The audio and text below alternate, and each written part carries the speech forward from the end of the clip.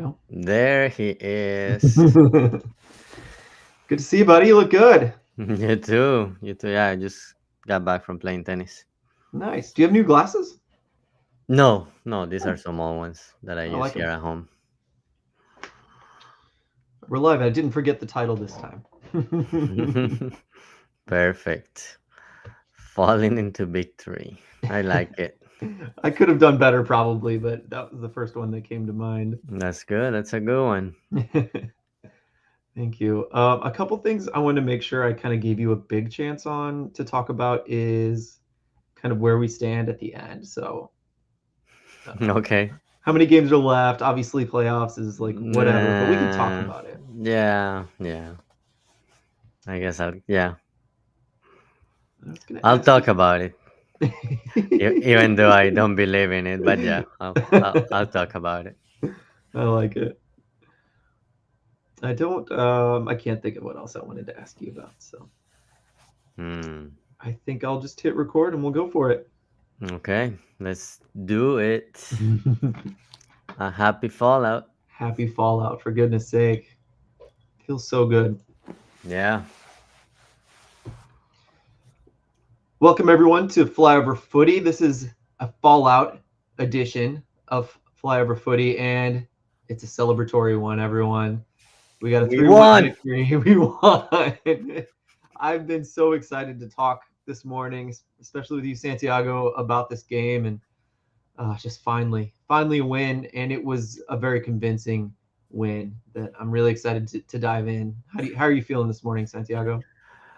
Just happy the team put together a good performance, consistent for 90 minutes, score goals in some of those opportunities it had, and against a good Nashville team that basically yesterday City's defense was able to contain Hani Mukhtar Mm. and Zurich, which have been scoring a lot of goals and also responsible for a lot of assists. So happy for the performance and to see how the team can continue building from here. Either if it is for playoff hopes or thinking about the 2026 season, but yeah, just have to start building from here. And with the new signings, who knows what else will happen during this transfer window, but at least see what you can do for the rest of the year, get as many points as you can and see what happens. Yes, absolutely. Phil Barbier in the chat says since playoffs are no longer really on the table, what should the team's goal actually be? We're going to talk about that. We're going to get there a little later, so hang with us, Phil. But first, of course, what we have in store for today is to talk about what we saw from the lineup, talk about some of the things that happened during the game, and then the fallout from that. What we thought of the game, where we think the team can go from here. So look forward to going through that. I'll be trying to watch the chat best I can. I've been trying to improve on that in the last couple of weeks without Matt here. So all right, let's start with the starting 11. Best and easiest place to start. Berkey in goal. Fidelford at left back. Fall makes his first start. Falu Fall next to Baumgartel at center back. Orozco starts at right back, which is his third position that he's going to be playing for City, the first team. Leuven and Morales are the double pivot. Hartle starts on the left. Ostrak at the 10. Songbin on the right wing with Klaus up top. What do you think about this, Santiago? I was surprised about Jaciel Orozco as a Mm. right back. I didn't think he was gonna be slotted there. I was thinking, yeah, Fall is going to probably get his first start. Maybe Orozco will have to go to the bench, but he has been playing so well, and I guess David Critchley found something on him as a right back for this game, and ended up being the right call because he Hmm. not only did he have a good game, but he scored that goal too. But Phil, I wanted to make a comment. I went back to the first game of the season against Colorado. We have five in the back, and it was Horn, Heber, Kessler, Yarrow, and Totland. None of those five played last night. Oh, That's a really good one. And Tottenham not being in or not even subbing in to me was strange. Didn't that strike you as weird? Yeah, yeah, I thought it was odd, but it's one of those things at this point of the season, and Chrisley has said it a few times during his press conferences. Like, yeah, it's a competition, and if guys are doing well, are competing for being a starter, they will get rewarded with that, and maybe Orozco knowing left back or or or center back wasn't an option. Maybe Hmm. he stepped it up during the week and showed something the coaching staff like on him, and maybe he won the spot over Tottenham. Tottenham was on the bench. I was surprised he didn't come in the second half. So I don't know. Maybe he's still nursing something. I remember before the game against Minnesota, he had a knock on the previous Mm. game, and he didn't start against Minnesota. So maybe it's that. Maybe the team is still being careful. Could be, and it could be, he is a new dad. Maybe that's been taking its toll as well. But I think the story of this starting 11, at least when I first looked at it last night, was it looked really defensive to me because we it wasn't long ago that we had Vollum and Ostrak starting at the dual pivot, which is just Yeah. insane with a four man back line, and now we have two somewhat natural sixes playing the double pivot in Morales and Leuven, and then Ostrak playing at the 10, and then two. I don't want to say they're defensive, but Padelford is kind of a two-way fullback. He's pretty Yeah. stout defensively, and he's pretty decent going forward. Orozco's mostly, well, he scored, but I would say he's mostly a defensive style right Yeah. back, is what you'd expect from him. Maybe like a Hebert style fullback.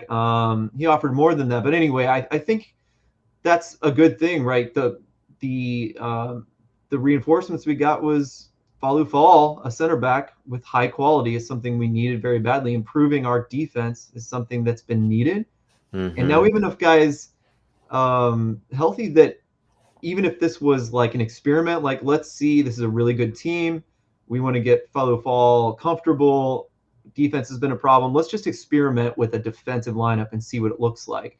And even if it wasn't an experiment, I think we can look at it like that because we're going to go through the stats eventually. And I think it proves that it was a good idea, right? Yeah, yeah, it was a good lineup. The team did a good job defensively, and I'm probably getting ahead, but Nashville didn't have any shots on goal on the first half, so that's something to look at. New backline, but the guys did well, and even Orozco in the right back position, he understood the assignment, didn't Mm-hmm. make any mistakes, had good communication with the rest of the backline, and showing he can be a player that the team needs to be considering for these starting positions, and then he goes and scores, which is amazing. I had a chance to talk to him earlier this week at a podcast that I was part of, and he was saying that early on when he was starting and his dad was his coach on his dad's team, he was an attacker. So it's not like he doesn't Mm-hmm. have any experience, and he showed it on that play. And it's interesting because he was mentioning how he went back and forth with his dad. Like his dad was like, oh, I want you to be an attacker, like that's how you make money playing soccer. And he ended up playing defense, and he's starting his career. He's getting MLS stars again. He had a few with Real Salt Lake 3 years ago, and then went on different loans and ended up falling out of favor in RSL. But now here he's showing great things, and I hope he continues getting a chance to do that. Was that on Leader Sports or was it No, it was Santo Gold with Santos. cool? And it was in Spanish? It was in Spanish, yeah. But if you look it at in YouTube, you can get subtitles. That's cool. I mean, I assumed he could speak Spanish, but I hadn't been proven yet, so that's kind of fun to be alerted to that. Only last thing I want to say about the lineup is that again, Hartle started on the left, and it was interesting that kind of the person missing was Celia Pompeu, and Hartle kind of took his position, and it almost felt more like fitting Ostrak into the lineup, even though we were defensive, seemed like a priority. And I think that was a really good call. I think Ostrak's been really amazing, Yeah. except for his defensive work, right? So moving him to the 10 was a good idea, even at the risk of Hartle being less effective, perhaps. Yeah, it could also have been, and I had mentioned this before too. Last year, when Hartel came to the team, he was playing on the left side, Mm-hmm. and he did well. Obviously, this year he was moved to the middle, but I mentioned it in maybe it wasn't here, maybe it was in a different space. I was like, well, if you need to experiment, maybe see if you get back to that setup you had last year during the second half, see what Hartel can do on the left, even though it pains me that it's at the expense of Celio. Just give him a look, Mm-hmm. see what he can do there. So could have been part of that experiment, you know. Yeah. Well, and this will be a theme throughout the day. Everyone's healthy enough that Celio can be that guy off the bench, which I think is probably where he should be anyway, at his skill level at this moment in his career. Let's dig into some of the things that happened. I'm going to push through some really quick ones in the beginning here, and then we'll get into the good stuff. I just had to note, Morales being in there as a six. We think of defensive stability, but he also had several big switches, and in the 45th second, he had a Hmm. really good switch to Song Bin that didn't work out, but it was really good. He was able to lay it off for Klaus, who was in a very similar position to when he scored later. Shot went wide. First minute, Fallu Fall kind of gets his first flashy moment where he's chasing a ball down toward goal, and he, instead of with a defender on his back, and he just decides to back heel it up the field. Wonderful. Good job there. Very calm, collected, good awareness. Love seeing center backs get flashy when they can, even if it is not where you want to be flashy, but it was great. I Yeah, felt very confident. risky move, but it worked. It looked Yeah. good. I've seen already in the chat a couple people talking about how good Fall was, and of course the next comment had to be, because we have smart two-way thinking listeners, that yeah, he had a lot of giveaways. In the third minute, Fall had his first giveaway, something of note throughout the game. Of course, we got to note that. Enjoying Ostrak and Hartle being able to interchange positions. You see Hartle going wherever the heck he wants, and that works well because Ostrak can play wide and central as well. Hmm. So I was enjoying that early on and throughout the match. No chill with Mukhtar in the 7th minute. They double teamed him and took him out midway in the field when he was about to go on a break. I think that's a good strategy with him. Um, we were defending in the beginning of this game, pretty much the first half. It looked to me like we were defending in a 4-4-2, and it was a strange setup continually. It happened a lot, enough to make me think that this is the plan. That Hardo was up top with Klaus, Leuven was on the left wing, Songbin on the right, and then Ostrak and Morales were in the middle, and they were defending extremely narrow in the midfield. And so I was a little scared because I kept seeing Nahar and Mukhtar with space on the right side and in the right Hmm. channel, and it took a minute for Leuven to get in there all the time. But that's kind of how Leuven defends. I've always found he seems to be arriving late, but always takes care of business. Hmm. Um, and when I talked to Ben Wright from 615 Soccer, he was saying that they play more in a 4-2-2-2, even though it's not listed that way. And so Hmm. they play narrow. So I think that was on purpose after I thought about what Ben said. I think most of Nashville's danger seems to come, in the middle of the field, not out wide, sending in crosses. And so just something I wanted to note there because that does shift throughout the game. 11th minute, Nashville gets a counter. It's really dangerous, but Padelford puts it out with a recovery run. And Orozco, I kind of thought that was a little rough from him, but no, he slowed down Mukhtar just enough to make sure Padelford could catch up and make a play there. I thought that was really well done, even though it was a little scary. But that's fine. It's professional. Was that the one on the throwing from Pedelfor? Yes. Yeah, yeah, that's something we were talking about that in the Mm, broadcast, and even before that play, because he went all the way from the left to the right yeah. to make that throwing, and yeah, he has that skill to make those low throwings. But then when you do that, your setup in the bag is not ideal if there is a counter attack, and that's what ended up happening. Obviously, Hmm. Nashville didn't score, and he was able to get back and recover. but could be risky sometimes when you make him switch sides just to do a long throw in. Sure is. Well noted there, Santi. I agree. 15th minute, fall sticks Mukhtar. It was one of the most satisfying defensive plays in the box, or just outside the box, I think. This is the first hint where we've got something very special. One of the best players in the league, and Fall just takes the ball straight from him as clean as you like. That was one of my favorite plays of the game. Really enjoyed it. In the 16th minute, I've seen a lot of high pressing. Songbin gets there's an easy turnover because of the pressing. Songbin shoots wide. It's the 17th minute. It happens again with another breaking of the press, breaking of high press, breaking the build out of Nashville. So that's nice to see the press working. That's our identity. So enjoyed that. 21st minute. This is the one where Oh, St. yeah. Louis gets 3 chances in a row. Hartle and Ostrak kind of have a bunch of interchanges. Ostrak heads to the baseline, gets a shot off, blocked. Orozco gets a shot, blocked. Hartle sends it to the far right corner. I thought this was going in. St. Louis in.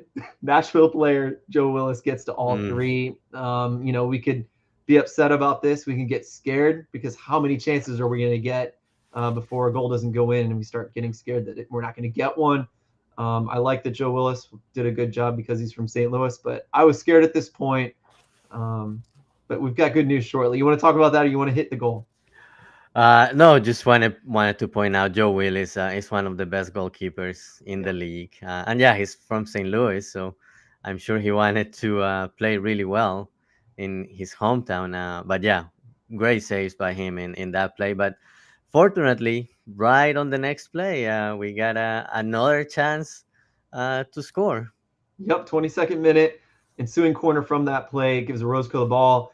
He drills to the sideline with a bit of a heavy touch. It's on his left foot. He doesn't try to cross it in. He shoots it near post. I think it was hard for Joe Willis to track. It goes in. Great job. I mean, like, how many people said impossible angle with this one? And that was one of the, 3-word responses to Stewart that he likes to do after the game. Someone said Orozco impossible angle. Great job, right? Yeah, that was a great job. He basically put it in the only place where it could have gone in because Joe Willis was doing a good job covering. It was just that spot right on Willis's post, and great play by Orozco, a guy that probably we didn't expect scoring, but he did a great job. Went for it, took the chance, and ended up being in the right place and being the first goal for St. Louis. Yeah, his first goal. So first First MLS goal goal, for St. Louis. first goal with City, and first goal in his MLS career. So happy for him. What a great story arc for him this season. Love to see it, and rooting for him, of course. Um, it was at this point. I'll put that later. Let's do the next goal. We're going to go all the way to the next goal at the 38th minute. Leuven, the broadcast messed this up, Santiago. This was what I meant to ask you before we started the game. I kind of caught on some halftime replay that Songbin had the ball and seemed to lay it off for Leuven, who went on a run, ball at his feet, in behind to Klaus. Klaus doesn't miss. Another near post goal, hit the post, tapped the post on the way in. But the broadcast was doing something stupid, and then all of a sudden, all we saw was Leuven running at the ball. So do you know, was that a play from build up? Was there a turnover? It's. I'm sorry, I'm asking you this on air because it's something that's really hard to remember. It was a build up, but Leuven's ball. I think it was like a 50-50, and he ended up winning it, and Okay. he continued progressing with the ball, and then Klaus made the run behind him, and the rest was history. But yeah, Leuven got the ball from Sam Bing, but he was pressed and ended up winning the duel and keeping the ball. Okay, got it. Thank you so much. Good memory. Eli Carlson says, just to go back a little bit, the Orozco shot was like a big Sam angle. That's a good shout. Sam Adeniran. Oh yeah. He played today for Lask in Austria. Okay, 41st minute, another big switch from Morales, just clocking some of these. Another good chance. a lot of attacking rotation at this point because Song Bin finds himself at the top of the box toward the left wing rather than the right wing. And, it just hurdles everywhere. And it's really nice to see Song Bin moving around. And I think the reason I note this is because it seems like players themselves have the freedom to do this. Mm-hmm. And having such high quality players, 11 of them on the pitch, they're solving problems themselves and doing things, just like street ball kind of things like that, overloading, and maybe they practice them too. I shouldn't take that away from Critchley, but I love to see it. It's just so clear in so many ways. The quality of players on the field right now is so much higher than when we had 6, 7, 8 people out. Definitely. 44th minute, Ostrak doing a really good job. No one could get the ball off of him, and he just forces them to foul him. He was just so good, and I'm starting to feel like he's a must play. You can't sit him right now. Again, going back to perhaps that's why Hartle went out left to some degree. 49th minute, I wanted to clock this too. If we think that all of our problems are over, this was kind of one of those like, don't forget, we still have this in us. Classic scary St. Louis defensive moment. There was a turnover high from Ostrak, and there were a couple passes, and there was a good shot from the top of the box from Nashville. It just felt a little bit casual, and Berkey got pretty mad, especially it being the 49th minute. Mm-hmm. Extra time, stoppage time before the half. That would have been terrible to go into the half 2-1 instead of 2-0. So I'm glad it didn't happen, but we are still having slight problems in that regard. Yeah, yeah, could be one of those moments that can change the game. And yeah, you like mistakes. There will always be mistakes. You Yes. cannot be 100% perfect. But I think the team is getting better at that. And the thing with Ostrak, he's always confident with the ball, so he just wants to keep it and keep players away from it. But yeah, sometimes he just needs to make that pass instead of trying to keep the ball for himself. But I'm sure all of these things are looked at, and yeah, we still see some mistakes, but fewer mistakes. Yeah, I forgot to say this with Ostrak. He's just starting to remind me of Darlington Nagby in some ways, where he can progress the ball and no one can steal the ball off of him. And he Hmm. doesn't do anything too flashy with passes, but just having that guy that can beat people in the midfield over and over and over, progress the ball, keeping possession. Awesome. Love to see that. Any other first half thoughts from you, Santiago? No, it was the only thing. It was great to be up to nothing at halftime. Mm, I was gonna look before this podcast, but I ran out of time. But I think it's been a long time since the team had been holding a mm. 2-0 lead at halftime. I'm willing to bet that's true. Other than, was it the Minnesota game where we ahead at the half, where they came back and we had the red card? Yeah, but I'm saying 2-0 lead, 2-0 lead. Pardon me. 2-0, like by two Definitely right. goals. Yeah. Yeah. I'm going to go out on a ledge and say we never had a 2-0 lead at half under Olaf. I'll just go ahead and say that. Yeah, not this year, but I wanted to go back and see how long it had been, if there was Mm-hmm. one last year or not. I do recall one in 2023 against Colorado, but nothing else came to mind. But I wanted to go back and look. I just didn't have time. Sure. I bet it's a long time. I'm with you. Let's look at some of the stats. The XG at the half was 0.59 to St. Louis, 0.28 to Nashville. St. Louis had 5 shots on target out of 7. Nashville had 0 shots on target out of 6. That is awesome.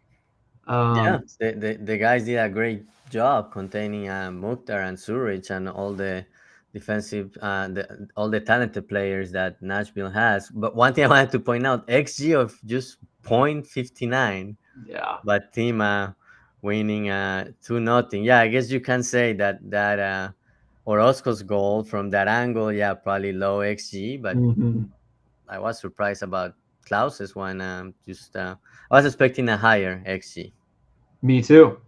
Uh, and that's kind of, I want to note this too, because honestly, those stats look really similar to what St. Louis looked like against Minnesota. And they had a really good start in that game too.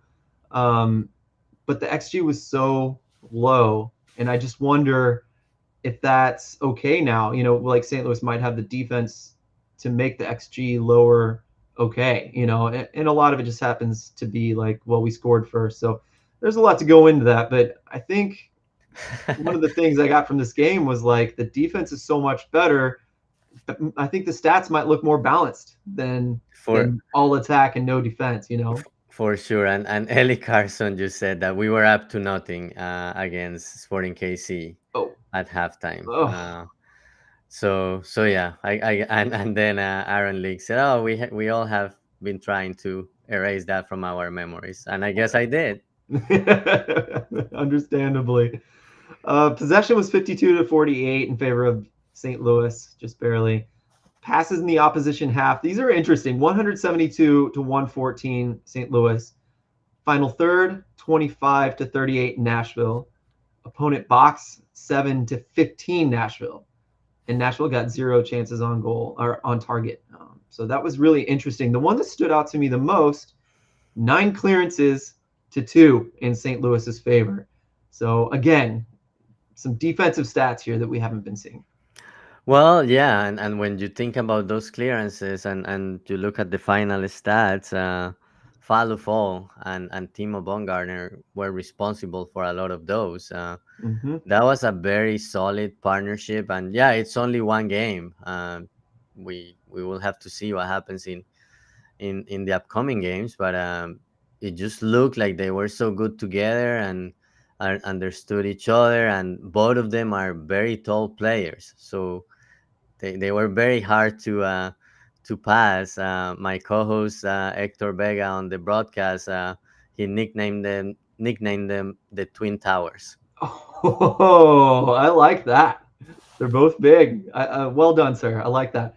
I want to put this here because a lot of what Ben Wright from 615 Soccer in Nashville says, a guy I trust quite a lot, has to do with the first half. He said, I thought Nashville should have scored 1-2 early, but then they fell off a ton. He said they're super dependent on the right side with Nahar Mm-hmm. playing but they played Yazbek out of position. It didn't really work. He said Nahar kept trying to play early entry passes to the right side of the penalty area to Mukhtar, right?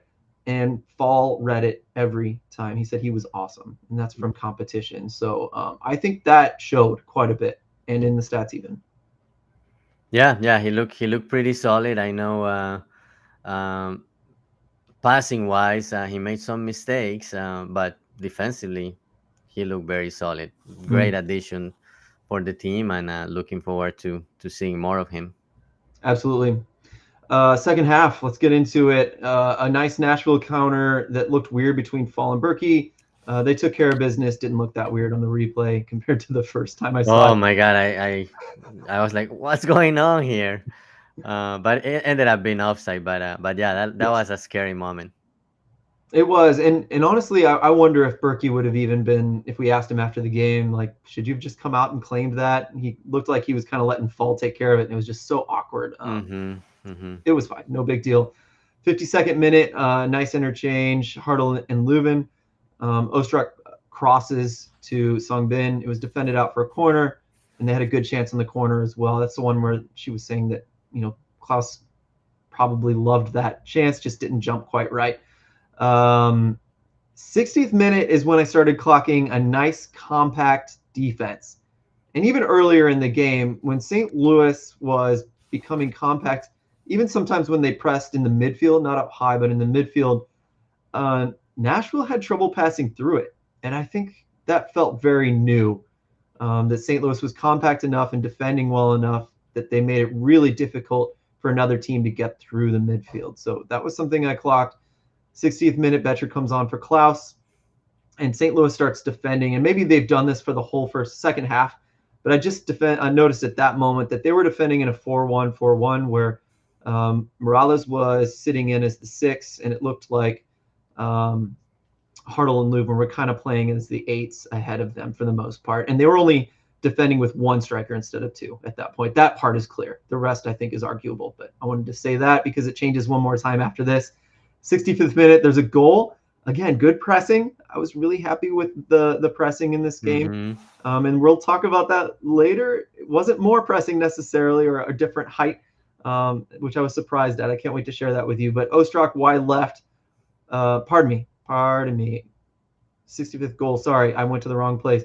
I saw Leuven yelling at Betcher about the press because he kind of went after the ball instead of staying high to press the goalkeeper. And then on the um, turnover, there was a clearance. The ball went to falls to Betcher, and he shoots it. It's saved. Looked like a classic Betcher shot where he tries to shoot it a little bit to the side in a surprising area that typically gets touched by the goalkeeper or a defender. But it rebounded toward him, and then he kicks it to the far side of the goal, and Sungmin gets a piece of it as it's headed in, and the assist goes to Betcher. Songbin gets the goal, but that's like classic Betcher work right there, isn't it? Yeah, yeah. Just he's so good at trying to fight for the ball and finding positions to score. And this time, Joe Willis got another good save, but fell again to Betcher. Initially, I don't know if he was trying to shoot or not, but if Sam Bing had not been there, it will have it will have not gone in. But good thing Oh, Sam Bing was there and finished the play. you had a better angle than me. I thought it was headed in, so going in. So interesting. Oh, yeah, maybe it was. I don't trust my eyes. I'm trusting yours, Santi. But yeah, lovely goal there.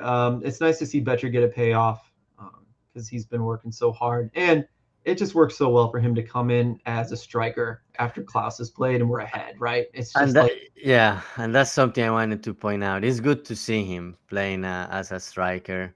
I don't think him playing on the right has worked well, and I don't think mm, it suits his skills. So it was good to see him go in and play as a striker, and ended up paying off. He didn't score, but got the assist, and basically it was a goal he created. yes. And at the 69th minute after that, Joyner comes on with Celio for Ostrak and Songbin. And again, at this point, it's 3-0. And what can you do when it's 3-0, Santi? Well, that's something I wanted to talk about with you. Like at that point, 3-0, do you need more offensive power, or should you have more defensive power and just take care of that 3-0 lead? Mm. I know it's debatable both ways, but at that point, especially that early, um, and with the game control, I just don't know if it was good to have two offensive players going in. Well, I've heard that argument quite a bit, especially from my close friends, my seat partners. Um, they thought the subbing was a little bit off, and I think I agree with you. I think maybe the first subs should have been, Morales was getting tired. Klaus had to come off already. No big Hmm. deal there. But I think you're right, and we have hindsight, of course, right? So we know what's about to happen. So yeah, I think perhaps they should have put in Watson JGR at this point. But you also have to think about the mentality that Carnell always had, and I think Critchley has that too, where you don't Yeah, rest on your laurels, you don't bunker in, you just keep going. It's worked so far, you keep going to the end to some degree, right? And what I was going to say is it's 3-0, put in your kids, and Celio who could develop still. Like I love that they threw Joyner on immediately at this point. So I thought that was a good thing, but I think your argument is very valid. yeah, but from the point of Joyner, I do like it, but also dislike it. I don't like it because it was his last appearance on loan. So basically, he's done unless something happens during the transfer window and a Mm. supplemental slot is freed up and he can slot in there. But it was his last appearance. But I agree with you. Play your kids, give them significant minutes. It's not like putting them in the last 5 minutes of a game when it doesn't Yeah. mean anything. At that point, Nashville was still trying to push and trying to get at least a goal to force City and see if they could get closer. But yeah, I like seeing Joyner at that point and getting some significant minutes. At least it wasn't like a wasted appearance of 5 minutes, and he showed good things. It's too bad that and I know we're gonna touch on that play later, but I was looking forward to calling his first goal in MLS, but ended up not being that way. But yeah, I agree. Yeah, play your kids or players that could make a impact. But and yeah, and I know you mentioned Carnell and Chrisley too. This is this team, ADN is like you always keep attacking, like Mhm. regardless of the result. But just considering the situation, like performance, like the team hasn't been performing great last few weeks. Yeah, I won against Portland, but then lost back-to-back games, and Yeah. basically it's your last opportunity. And it depends who you ask. Some people are more hopeful than I. To me, I don't think we're gonna make the playoffs. Maybe I will have to apologize in October if we make the playoffs.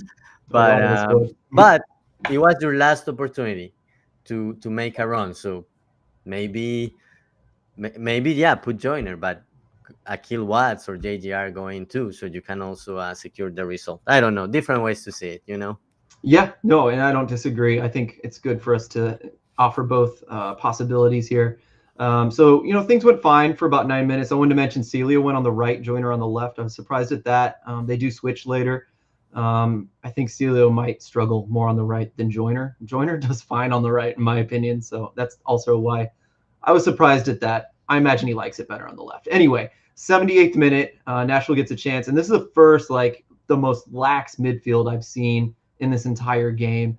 Um, Fall had to step up to make up for someone not stepping to a player. It looks like 2 games ago the way St. Louis was just getting destroyed right outside the box from people diving in. So that was scary for me. Wanted to note that. 79th minute, though, is where the problem happens. Hani Mukhtar gets taken down by Morales in the box. Maybe he's tired. Maybe it was lazy defending because he really did put his arms and body into him from behind. Mukhtar was clearly looking for it. Clear red. So again, would this have happened if Watts and JGR had come on immediately? I kind of doubt it, actually. What do you think? Sorry, I lost track of. No problem. It was just repeating your point, honestly. I don't know if this PK would have happened if Watts and JGR had come on earlier. Fresh legs, a little more Yeah, decisive. yeah, and yeah, and that's the thing. When they came in so late, I was like, oh, this is what should have happened 15 minutes ago.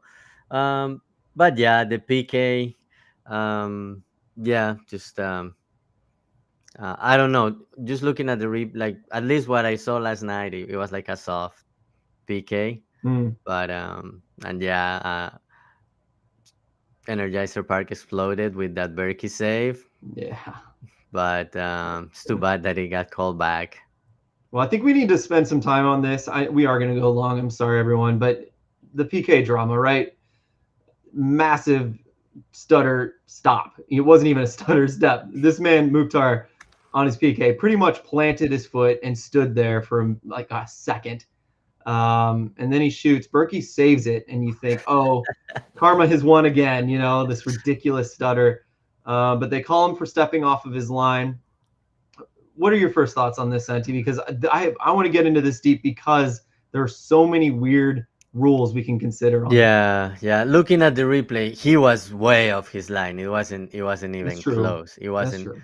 even close. But that's the result of that starter by Hani Mukhtar. And I know there are a lot of weird rules, but if you expect the goalie to not move, you Yeah. shouldn't give that advantage to the kicker, in my opinion. I agree. I think the rule should be changed, and I have a good idea for a rule change that would kind of make it a little bit less strenuous and ridiculous. Because what he did is legal, and you can do almost anything you want until you start to swing your foot. You plant Mm-hmm. your foot for the kick itself. So it is legal to stop. I've heard some people say you're not allowed to stop. You are. Okay. You can come to a Mm-hmm. complete stop as long as you're not kicking yet. It's okay. So let's clear that out of the way. You're allowed to stop like you did. Nothing illegal. And honestly, I think by the rules of the game, you could argue some things about the ref from this point on in the game, but I think he called that one right based on what he's allowed to call in the rules. One thing that bothered me on the replay, and my friend Tommy brought this up, that you look at the replay, St. Louis players are trying to stay outside the Mm-hmm. box, and there were like 3 or more Nashville players well inside the box, and I Yeah, just yeah. first of all, I think the ref could have given some lenience to Berkey because of that. But I almost feel like a good rule might be that stutter Mm, step all you want, keep the rule as it is. But if the goalkeeper comes off his line and there's multiple people from the opponent inside the box, then you just negate. Like, you, if you want to stutter step, you take the chance of your own players having to, make your goal PK not count. I don't know. I I think they like should have been that. I like stricter that. on that. I like that. I don't have anything else to say on this one. What do you think? Is that just it's done and dusted? They redid it. Yeah, I do Restart it like and make that any that mistakes? rule you're proposing, but I think it will be very complicated, Probably. and then somebody will find a loophole, and then Yeah. we will all be mad about it too. Um, but yeah, Berkey, yeah, even though he was way off his line, it was good to see him saving a PK, and not only he Yes. saved the initial shot, then on the rebound he also had an amazing save. So it ended up being a double save. Obviously, doesn't count for the stats, but a good effort. And then when Mukhtar re-kicked it, Berkey went to the right side, but it was just a good shot out of his reach. I love Berkey. You don't see it very often. He had like one of those really genuine Berkey smiles after that. He was happy for Yeah. sure. Like it's the smile that I think of, that he had at Disney World when he got engaged. It is just like genuinely Yeah. happy. So I like to look for that Berkey smile, and we got it in that case, even though it got ruined. Let's move on, though. I think that was, we covered that properly here. 85th minute, Watts and JGR do come on for Morales and Hartle. Hartle came off. That doesn't happen very often, but Hmm. here we are. So at this point, it looks kind of like Watts and JGR take up the dual pivot, but Leuven is also sitting pretty deep. He might be a 10, and I kind of classified this as like a 4-5-1, just like the most genuine 4-5-1 with like three midfielders, not necessarily a 10, even though Leuven was a little bit more advanced. So argue as much as you want with me, but that you don't get to say the phrase 4-5-1 very often, so that's what I'm going to call it. And at this point, some things happened. Eventually, they put up a sign for 12 minutes of stoppage time. And I knew this was coming on the rewatch because I saw a lot of complaints about it. And I did kind of note that there were a lot of stoppages, but 12 minutes still felt pretty ridiculous, didn't it? Well, they also lost 5 minutes between the save and the Mm-hmm. review. So I knew right away. I knew, oh, we're in for at least 10 minutes just because they lost 5 minutes looking at this Berkey save.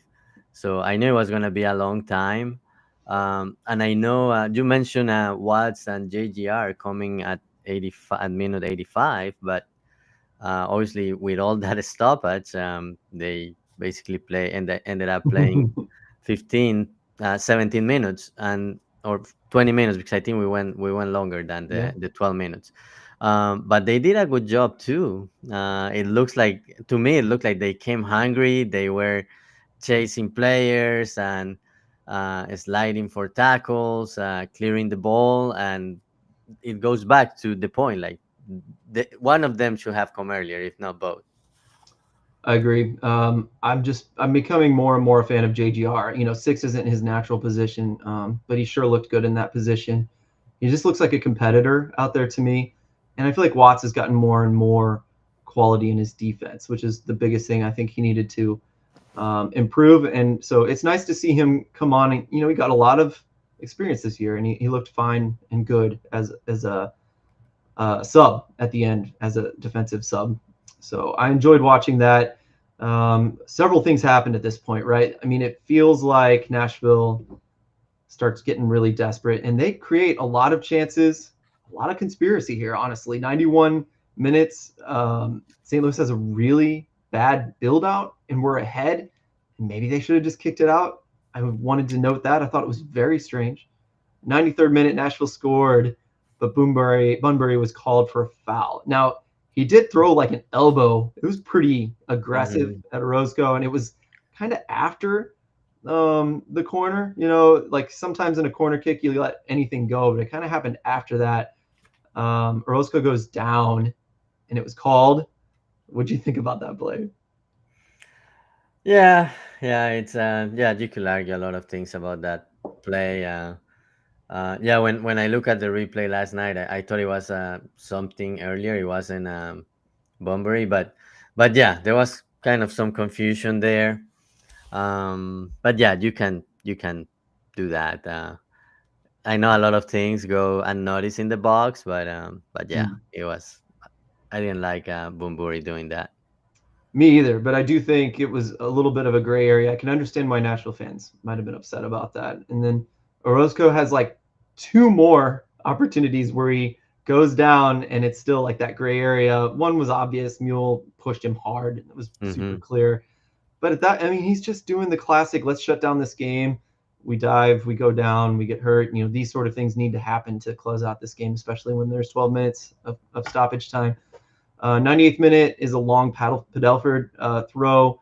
Uh, Fall flicks it on for a good chance at the far post. I think it was, I was going to say Sung Bin. I don't remember who was there. Didn't go in, but that was a really good chance for St. Louis. 98th minute, Orozco gets another call in the box. I don't remember who that one was against, but again, that was the third time Orozco kind of was Yeah, fouled, and it stopped a good play for Nashville. yeah. 102, 102nd minute. This is the Joyner breakaway. Oh my god. Airlink says he would have loved to hear what happened, what would have sounded like if Mackay had scored that goal. St. Louis would have erupted, especially after such a great game. Yeah. A bit wasted. I'll just say in hindsight, I think it was really good goalkeeping. Willis came out really far out of his box and he kind of caught Joyner at an awkward time. Like I think ideally in hindsight, he would have chipped the keeper at that moment, but the ball was on his left foot. He tried to get more space for a shot and it just never came up because Nashville did a good job defending that out, honestly. What do you think though? That Yeah, situation? he ran out of space because he tried to go around Joe Willis. But yeah, I was waiting for him to chip Willis when he came out. But maybe Willis could have gotten it too. Maybe that's why he didn't see any space. That's why he tried to go around him.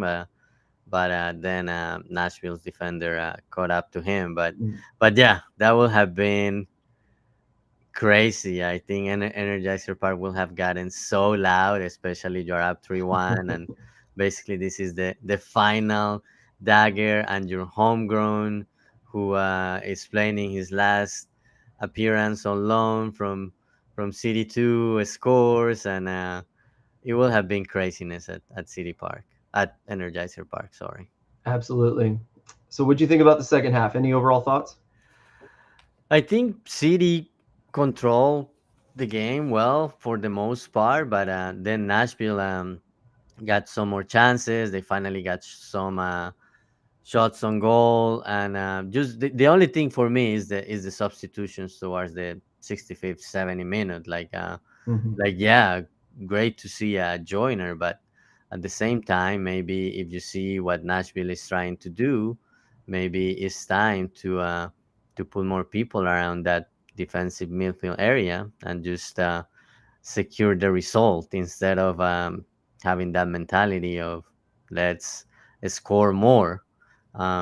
Just for me, just because of the nature of the game being like the last chance to for at least getting on a winning streak and maybe sneaking into the playoffs. It was an important game, Mm-hmm. but overall the team put a good performance with some things, some mistakes here and there. But Chrisley has been talking about putting a consistent 90-minute performance, and I Mm. think this was it.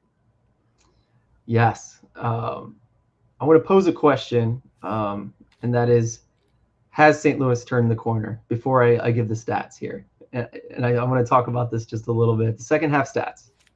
XG was 1.18 to St. Louis, 1.88 to Nashville.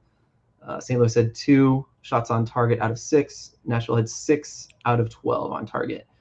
Possession was 31% to St. Louis, Wow. 69% to Nashville. I think that tells the story of those stats more than anything else. XG can be misleading because we didn't need to score, right? So of course Yeah. Nashville had to do that. So um, passes in the opposition half, it was 40 passes for St. Louis to 154 to Nashville. Final third, 26 to St. Louis, 89 to Nashville. Wow.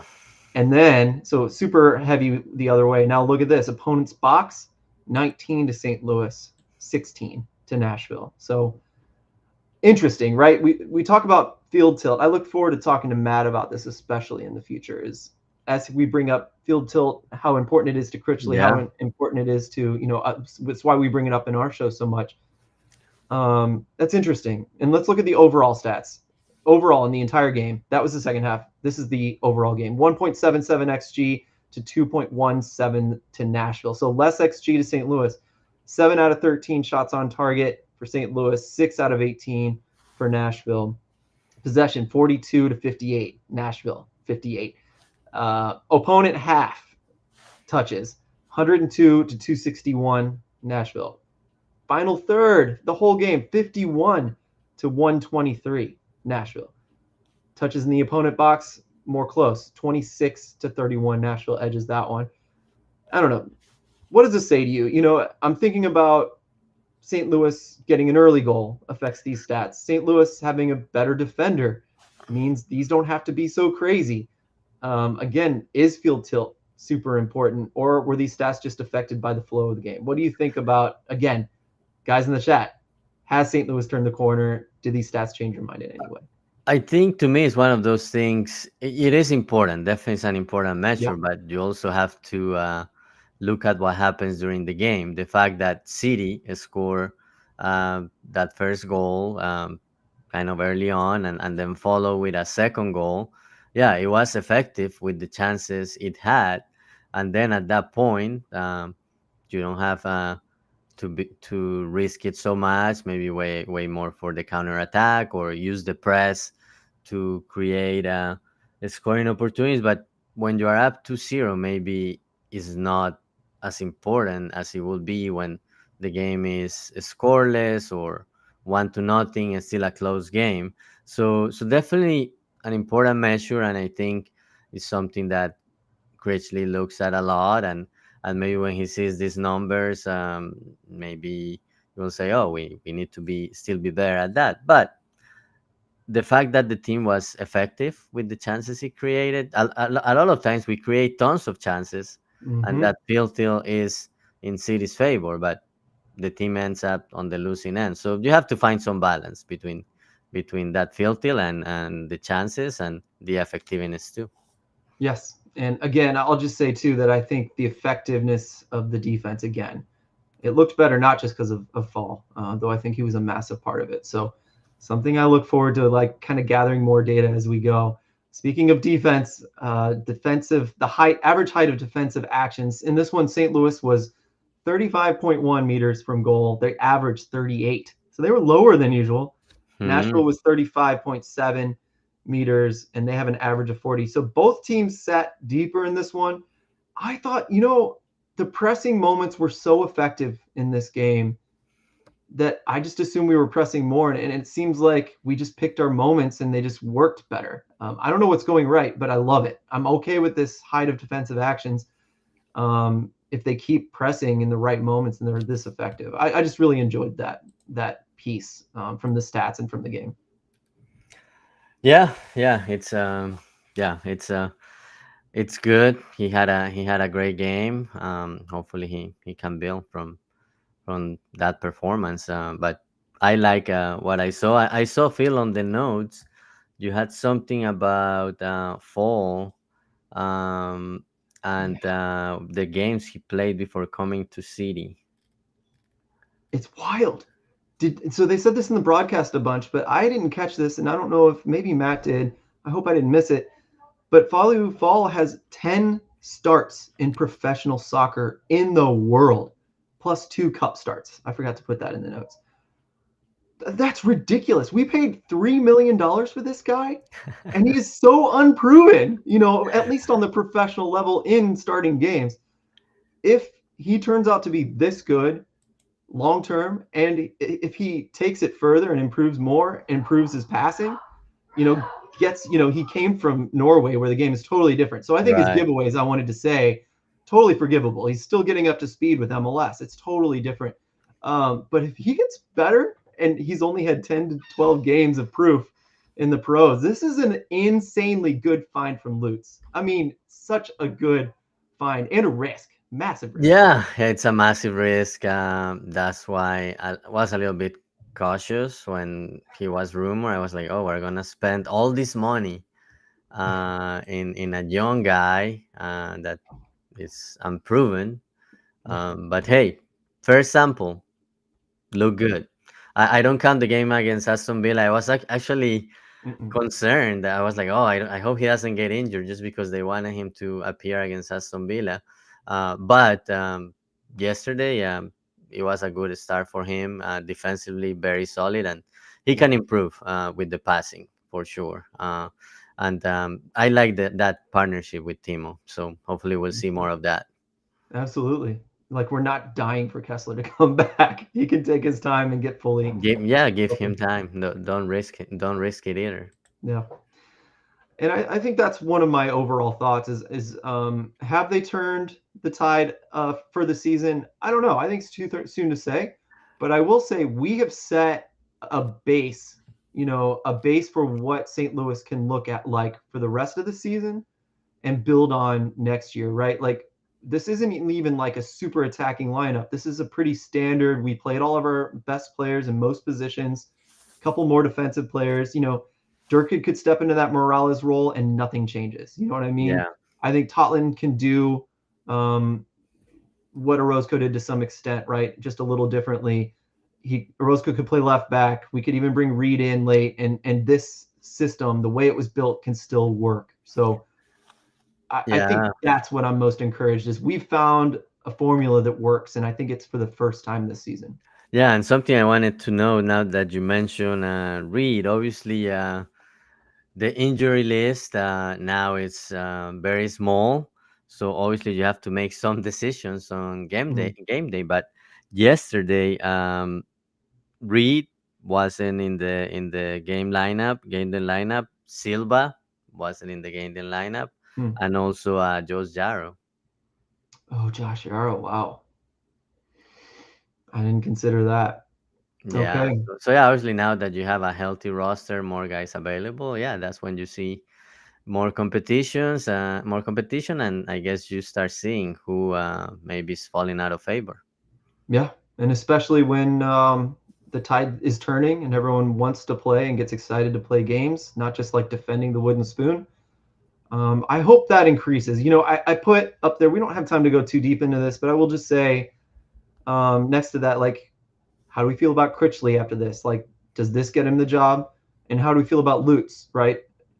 Did he have a dud roster with a bad coach, or has he been building a bad roster? Did he finally get the money he needed to build a good roster? These are all things I'm asking about Lutz, but Critchley, I think the one thing I've been looking for Critchley is I think he's been setting St. Louis up for success, but these players haven't been on fire, and I think that's a really important thing. Is Carnell, for better or for worse, was able to motivate players to play on fire for him, and I think it makes a massive difference in his style of play. Yeah. To me, I think Critchley needs to improve that. He needs guys to play hard for him, and for us, right, as fans. So I don't know what you think about Critchley and Lutz. We don't have time to go crazy, but I wanted to put those thoughts out there. Yeah, yeah, no, I think it's to me it's still TVD. You have to see what happens the next 9 games. Mm-hmm. If the team ends on a high note, wins, I don't know, 5, 6, 7 of those games, maybe he will get the job. Yeah. And maybe it will be proof that the signings that came in this window can change the team. When you combine that with a healthy roster, obviously you still have to make a lot of decisions on the guys that are that have contracts ending and have options that the team has to decide on. But yeah, I wouldn't make a call now. No. I think we just have to wait until October, see where the team is. And I see here on the notes, 9 games left, and I think you wanted to talk about that poll I put Mm-hmm. on Twitter. It's a great poll. I know what I voted, but Oh, I might change my vote if you ask it in a couple more weeks if this keeps up. no, what that's what I was like. This is the perfect timing. I want to Yeah. see what people thinks before the game. Well, Because if City wins, obviously maybe people will. Oh, this team is great. Maybe we'll get more points. But Phil, this scientific poll, I asked people how many points they thought City was going to get in the remaining 10 games, and 56% of people said less than 15 points. 30% 15 to 19, only 6% 25 or more, which is basically mm, what the team needs to do to get in playoffs, so or at least have a chance with 2 3 games remaining. yeah. 25 points would be like you only draw one game, right? You win the rest. Yeah, so with before last night's game, 25 games will be a wins and a draw and just Okay. one loss. So Okay. now the team won 9 games remaining. So it's still, from my standpoint, it's still the same. You have to win 7 out of 9. If you want to be on the driver's seat, win 8 out of 9. But Hmm. I know that's difficult. You have to be very consistent. But good opportunity against Chicago to get back-to-back wins. And you never know. Once you have 2 in a row, you get the confidence, and you don't know Hmm. what will happen. Agree. And this is a good time to kind of finish up with this thought. St. Louis rises to 5-14-6 with 21 points in 25 matches played. They're now 5 points clear of LA Galaxy in the West from last place. I hate that we're still counting backwards, but that's fine. This is where we are. But they're also above Montreal and DC United now as well in the Wooden Spoon. So they both have 19 points. St. Louis is well clear of Wooden Spoon for now. The only thing, looking at the standings, the teams that are close to us, unfortunately, St. Louis is playing a lot of Eastern Conference teams at the end of the season here, so that's not going to help them in the Western standings. But they do have a good chance to catch up to like Houston and Dallas, who aren't that far above them. And so you beat them, those 6 point games are Yeah. meaningful.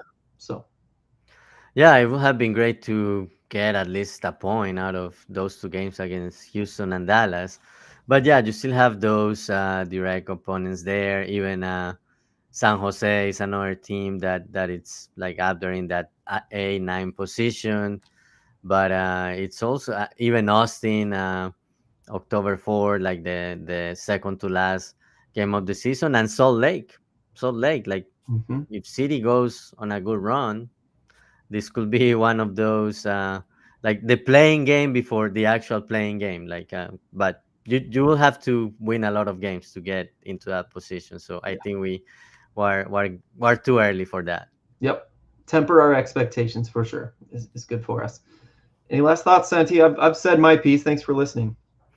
No, no, I think that covers. It's great to finally talk about a win and a Hmm. great performance of on both sides of the ball. I think is that consistent 90-minute performance Chrisley was looking for, and hopefully the team can build on that and have another great performance on the road against Chicago, a place that hasn't been good to City. Obviously, Eastern Conference team, but played there twice in 2023 during the same week and 2 losses. So hopefully a better result this following week. Yep. As you were speaking, I was thinking I haven't felt so good about St. Louis's system since Carnell's first season. And even at the end, we were like, we're gonna die, we're gonna die, we're gonna die, we're gonna run out of energy, and we did. This is repeatable. We have a good team, and we can do this long term. Even not changing a coach, not bringing in tons of players, there is a slot open, so we could still get better. There's a whole transfer window coming after the season's over, so again, this is the new base that we get to build on. And we haven't had that feeling in such a long time. So it's a relief. This isn't just a win. We've had other wins where I didn't feel better about the team. This is a real win and really something we can build on. So feel good, everybody. We celebrate today and we look forward to the next one. Again, for Santiago, I'm Phil Grooms. Thank you so much for listening. We'll talk to you guys next time. Vamos City! All right. I'm going to end the stream. Thanks for listening, chat. Really good stuff today, Aaron, especially.